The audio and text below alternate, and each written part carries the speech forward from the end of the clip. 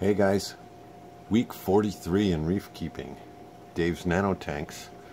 So I thought we'd start with the Nano Cube, since the channel's called Dave's Nano Tanks. And I've tried not to turn this into a rant against the Nano Cube here, but alright.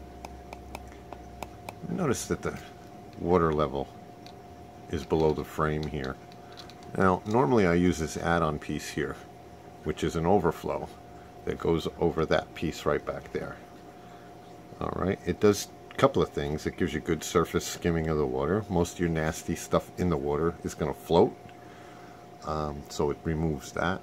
And it also brings this water line up and covers it. It brings it right up to the plastic, and to me it always looked great. But my bullet hole clown was trapped between this and that grate for, I don't know, could have been all day. He sleeps pretty much up at the surface, almost weird. And so he went over the top of this, or somehow got behind it.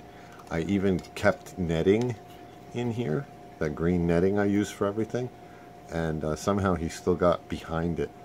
Now, last night I tore the whole tank apart because I was going to pull him out, because I noticed, see how his top fin is like clamped fin, and he's missing some of his tail, and he's got a bruise on one side of him.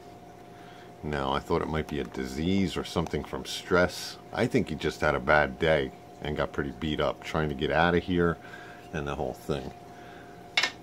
So with his ability for me not to catch him, I figure he's healthy enough to hang out.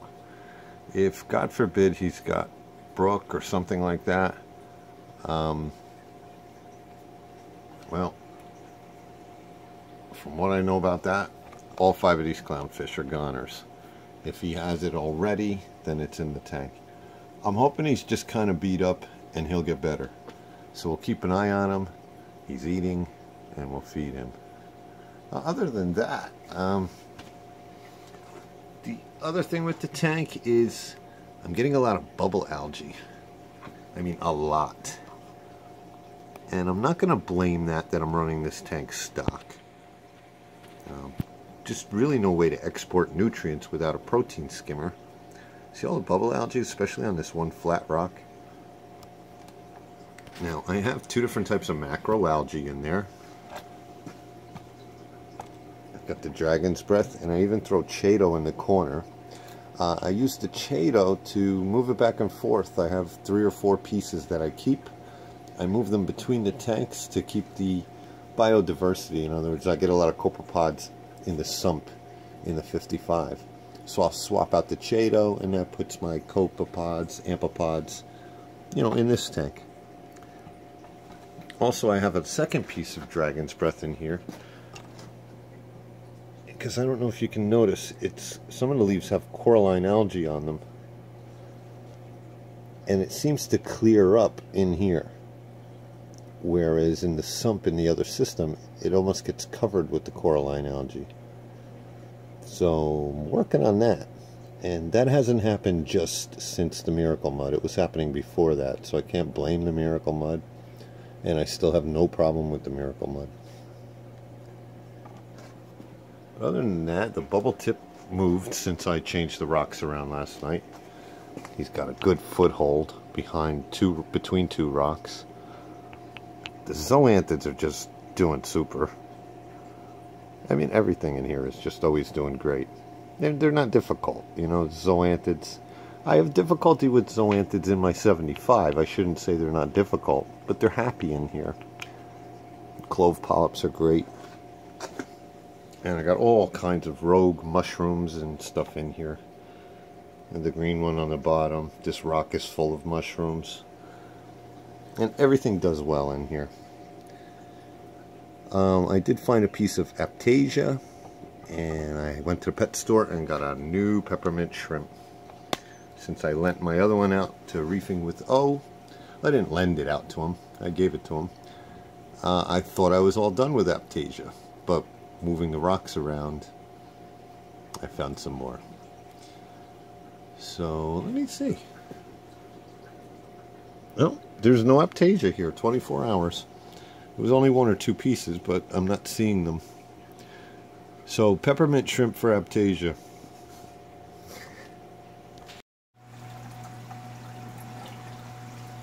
Over in the 55, everything's doing great here too. Knock on some wood. I was trying to think what I have been doing different, because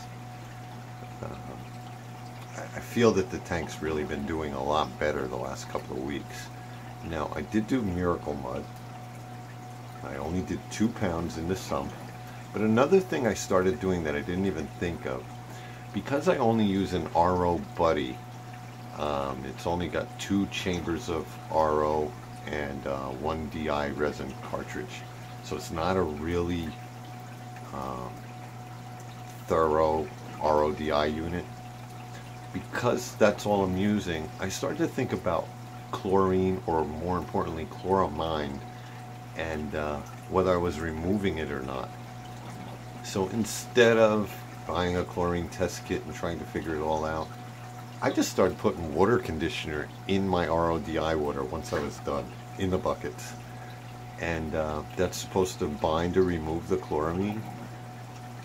And I haven't done much research on it, but I want to say that could be one thing. That could be something. Because think of how much RO-DI unit I go through.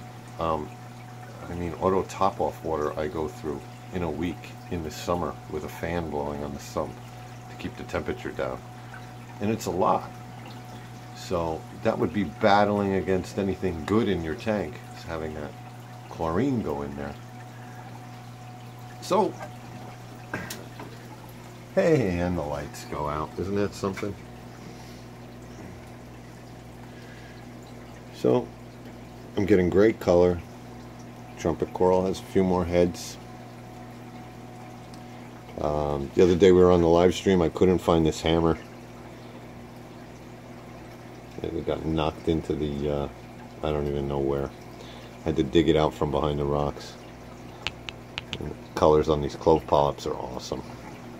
Especially at night, those little orange stripes show up. And it's actually good. I was talking about this hammer coral back here, how it was all turning white. Well, now it's just white tips with pink tentacles, which is the way it's supposed to be.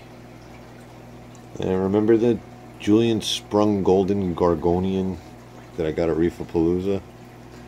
I would look back in another video of when I got it. The thing's grown nicely. So things are really taking off. I heard Scott and Billy Pipes talking about an ACAN experiment with the pink one. I talked to Scott about this a while ago, how we bought these beautiful pink or bright red ACANs and they turned orange. And I think they did them at the LFS too. They also turned orange. And under the blue lights, you're really not going to pick up on it.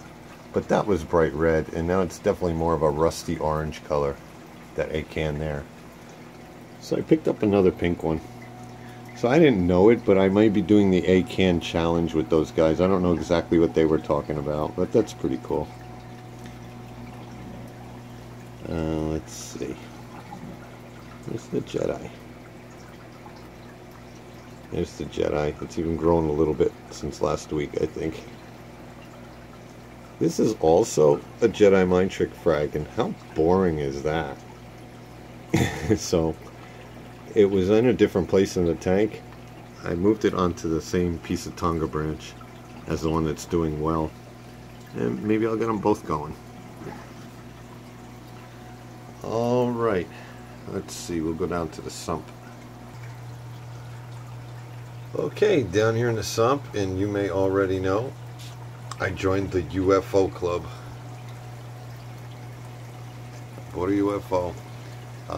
Like I said, I've been busy at work this week, so I just I hung it just quickly, just to hang it up. I mean, I'm gonna fix it, straighten it out, but let me get some regular light on here and we can actually see what's going on in the sump. Well, the first thing you're going to see is this huge piece of caulerpa that has like tripled in size since last week. The UFO light's been on it about, I think 3 nights. Yeah, the first night I got it, it's been on for 3 nights. So definitely grows caulerpa. The caulerpa is sitting and rooted right into the miracle mud though. So which one's doing it, I don't know, but look at it. Behind it, and you can't really see it as well, is the dragon's breath. And here's what I'm talking about the white coralline buildup on the leaves. Now some of it's detritus, but I get in here and it's almost got a crusty coralline coating to it. And I get it in this tank no matter where I put it. Actually, when I put it in the display tank, the tang eats it in the fox face. So maybe it's because nothing eats it over there, but I still don't know why it gets this white coating in the sump. I was thinking maybe it's lighting, so we'll see. But you can see that's just one ball of dragon's breath. It's crazy. And maybe it's because I'm running so many different types. The Chaeto doesn't have room to spin. I mean, it's a great green color, but it's not growing out of control. Now, I did some water testing the other night, and I don't have a phosphate or nitrate problem at all. I actually need to increase my phosphate and nitrates. So that could be why the Chaeto's kind of at a standstill. It is definitely not dying and definitely not melting back, but it's not growing like, say like Pat Murphy. He had like it looked like a bale of hay, like a baler put it in his sump. It was the exact same size as the sump.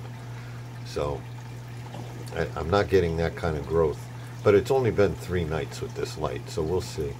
But I've already noticed some better growth on the Chaeto and the dragon's breath.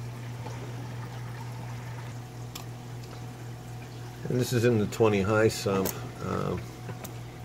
There's definitely got a different color on the caulerpa. Definitely not as dark green, not as vibrant as in the other tank. And you'll see I've got a few small pieces of dragon's breath in here. They have a little bit of the coating on it, but if you look at the piece in the back there, it's almost all white. And the white is not dying. It is not, you know, dye back like when the caulerpa dies back. It is definitely a hard crust on top of the dragon's breath. So I don't have elevated calcium levels or anything like that, so I don't know exactly why it's doing it, but it doesn't do it in the Nano cube.